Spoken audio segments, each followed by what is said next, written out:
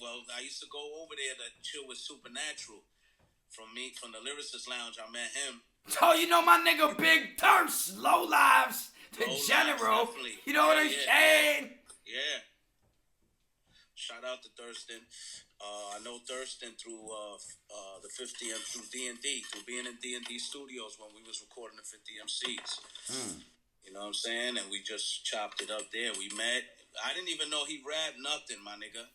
We met on some. See, that's why, like, the real niggas, you know, you connect with them and you feel other elements of the, you know what I'm saying? Like, you could feel a nigga's aura, you know what I'm saying? Yeah. The aura talks. Just like when I met you, I'm like, yo, this nigga's cool, blah, blah, blah, blah, blah, you know what I mean? So with Thirstin, I didn't even really know that he was rapping or none of that. And then when I heard him rap, he was rapping in Spanish. I was thrown off at the time because a lot of niggas wasn't doing that.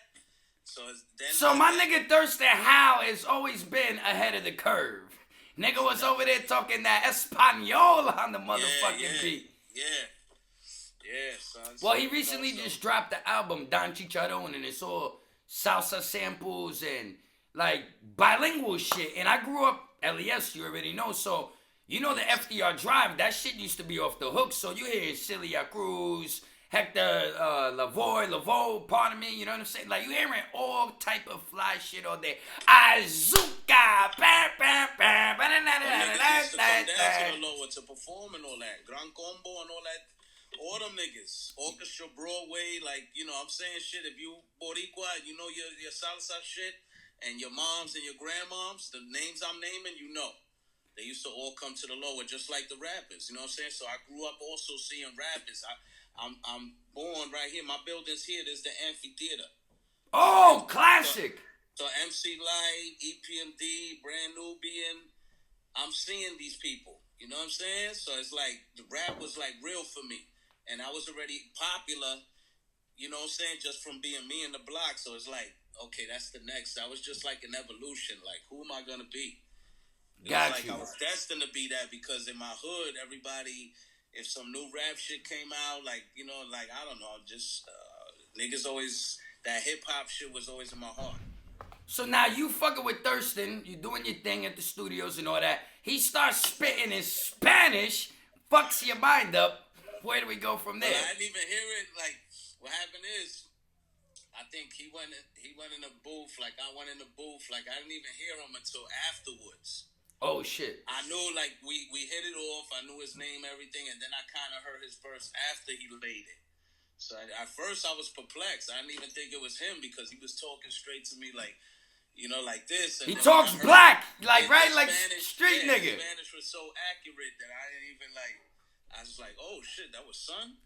Because, see, me, like, if I do Spanish, I always throw Spanish in my lyrics, but, like, I do Spanglish. Yeah. So my shit ain't tight. New York, Puerto Rican. Like, my nigga Splat, though, salute my nigga Splat. He's nasty with the Spanish. Okay, gotcha. He used to tear niggas down in the yard. He's from Puerto Rico, or he was born here? He's from Connecticut. Okay. His family, he's originally from the Bronx. His roots is from the Bronx, but he's one of them, like, Connecticut is, like, has them roots to New York. Yeah, I know about Connecticut. I used to be out there in Bridgeport. Yeah, so most of them niggas is like they Stanford, Norwalk, Black and Puerto Rican, New Haven, all that shit. Stratford, all that. That's why that shit is thugged out. You know what I'm saying? So son, my nigga Splat, he's from New London. He's from New London CT. What was that up there towards Hartford and shit? I'm not sure if it's close to Hartford. It might be. Okay. It might be. But yeah, son, so his shit in Spanish is tight. So moving on, the 50 MCs, the unsigned hype, all that shit, the different articles, the other mixtapes, that shit, you know, your name starts building. And, you know, made some mistakes early on, wasn't smart, didn't get contracts read properly. Well, you're leaning to the side a little bit. If you could center yourself a little bit more. My bad, my nigga. Yeah, I'm comfortable now. You got me? Yeah. I feel like we really... Kicking it, right? Well, that's the thing. When you do an interview with Uncle Nick, some people think like, oh, I be trying to gas the guest up. I'm a fun person to be around. I'm a real person. So if you're a real person, you're going to get comfortable and start talking about what's going on in your life. I'm not trying to G no one up. I never, like, let that shit... I tell my kids all the time, you know, no one, you can't try to be cool. You either are it or you ain't. You know what I'm saying? Boom! So, yeah. So I just do me, my nigga. I never, if I feel like smiling, I'ma smile. If I'm all the ice grilling and acting, you know, that shit. Yo, son, at the end of the day, dudes be insecure, man. There's no reason for you to walk around all day like, yo, son, some killer shit. You know what I'm saying? Like, you ice grilling babies, grandmas, bitches and shit. Like, you know what I'm saying? Yeah. But then when the cops roll up on you, you be like, yo, I'm on parole, but please, yo, smell. You be like, man, get the fuck out of here, nigga, with all this tough shit, man. Just be yourself, bro. Nah, you hit it on the nose, my nigga. You catch more flies with honey than vinegar, right?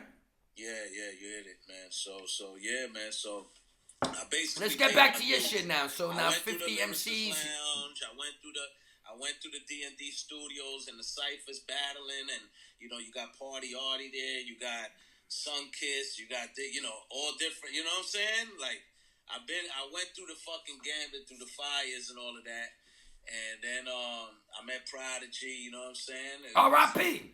So yeah. I mean, I met so many niggas, but like, what about Pun? I mean, Pun. The reason why I brought up Prodigy, I met Pun in the same place when we hit it off. I met him in D&D Studios. So you met everybody in D&D Studios. Shout out to D&D Studios. Yeah, D&D was the shit, my nigga. That was that shit. Only the elite, only certain niggas. You know what I'm saying? I ran, Primo's there every day. I'm just trying to sneak in their sessions. I'm building with Big L hard, like, for 2 weeks before he died. Like, you know what I'm saying? Damn. So like, I've been around all these niggas. The legends. And he would corrupt, yeah. The alcoholics, the this, the that. As a teenager, I was around all of that. So I just seasoned myself, and then boom. And then bad mistakes and all of that, and you know what I'm saying? Shit, you get caught up, my nigga. I went through, I got signed. I made some wrong decisions. As a group, we made wrong decisions. Well, what group were you a part of? There were repercussions behind that. I was part of Ghetto Inmates. Salute to the Ghetto Inmates. Salute 730 and salute True Life. All right. You know what I'm saying? So, I was a part of that. We was youngsters. That was they clique. You know what I'm saying? They recruited me when, back when we was just teenagers. You know what I'm saying? So, we did that thing, and things happened, and shit didn't work out. And after that, I went my own way, did some things, did songs with a lot of people, with Large Professor, with Alchemist. I put out 2 songs with Alchemist that did a lot of numbers, and people know to this day, they consider them classics, like In the Underground, Fall Back, and Bosses. You know what I'm saying? And I did a song called Living It. And I put out mixtapes, in the early 2000s, you know what I'm saying? In the mid-2000s, I put out mixtapes that did well. J Love put out a mixtape on me. Yo, shout out to J Love. That's the homie, man. Yeah. You know what I'm saying? So that's my... Do you have me on speaker right now or something? Well, we talking on the Mac. Oh, okay, cool. Yeah. So that's like my Caterpillar days. You know what I'm saying? All of that was boom. Then I said, fuck all of that. And I just went in the streets, just went and started doing my own thing. And so you started slanging? Just doing whatever I got to do, and just Yo, you're a humble guy. Look, I like the fact that you don't like to explain anything about any criminal shit. I'm getting that vibe from you. Yeah. You're not trying to glorify nothing. Nah. And you're not trying to give anybody any insight into it either. Respect to you, son. That's the code for real. You know what I'm saying? Yeah. So how long did that go on before you decided to get back into the game? I was gone for 7 years, man. So now, what year did you dip out? From 2009 to 2016, I wasn't active. 2016, I did the joint New York Gangsters. Damn, 2009 to 2016? Yeah. Damn, son. He was eating good. Yeah. It was just, being easy. Writing, salute, rest in peace, my homie Godfather from the West Coast. Like, he gave me a jewel, and was like, from being around me a lot and seeing my imagination, he was like, yo, start writing, movies, man, short movies and shit like that. So I was exploring different things. That's the You know, key word that you just said that MCs don't have anymore. They don't have imagination. no doubt. That's right. That's why this shit is boring. It's mundane, my nigga. To me, like a lot of niggas, I'm hard. Like I don't, mediocrity is something that really bothers me. You know what I'm saying? I don't like just listening to order. I like greatness. You know what I'm saying? So like mediocre rappers, that shit is like there's so many of them right now, and they all rapping the same. A lot of niggas is doing the same style, but I love it though because you know, Well, I think it's everything has a place in life, and it just makes it easier for you if you got that shit. basically But then that again, vibe just chilled right there. yeah, the machine is behind a lot of stuff too. So, like even with my YouTube shit, like I be seeing niggas getting mad views, but I didn't realize how powerful Reddit is. So it's a lot of people that they post their shit on Reddit.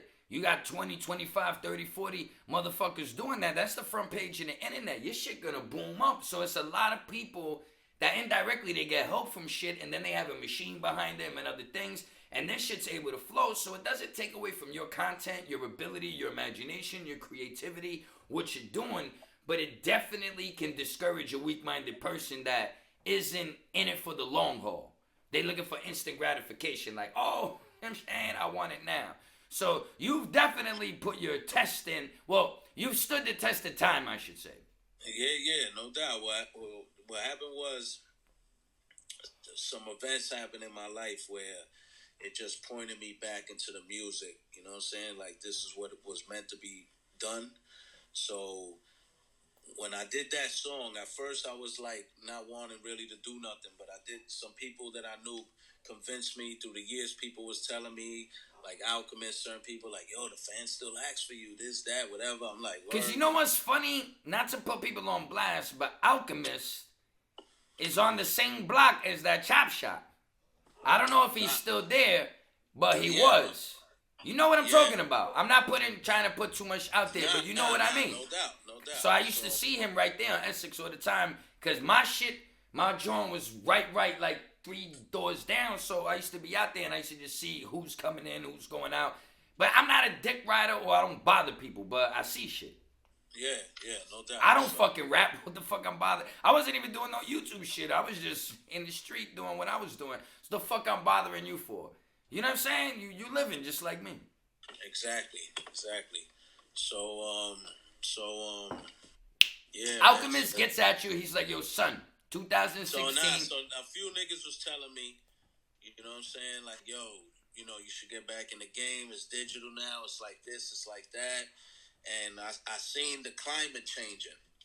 I seen hip hop was like returning. You know what I'm saying? So it's like, okay, I did that joint when they showed me the joint. You know what I'm saying? And then that like gave me the bug. Like, you know what I'm saying? Like, I got the bug back. You got the fever. Yeah. And then I just started going from My there. graph niggas, they be getting the fever. They start killing shit. Oh yeah, my man was trying to get me to go bombing with him a while back. I'm like, nigga, you crazy. Whatchamacallit, so yeah, man. So my son Siktor was like, yo, son, like, we need to link and make this shit happen. Like, you know what I'm saying? He saw me because producers started submitting me beats again. I started recording again, and then the Dawn Entourage shit just took hold. And in 2000. So what is Dawn Entourage? Dawn Entourage is me, my son Splat, Siktor, plus my family, you know what I'm saying? People that don't rap. And it's a movement, my nigga. It's that raw hip hop, that grittiness, that mature talk, that Dawn talk, that, you know what I'm saying? When you hear my shit, I'm not talking about running trains and this, that. If I do, it's something that I lived already. You know what I mean? Yeah, you out.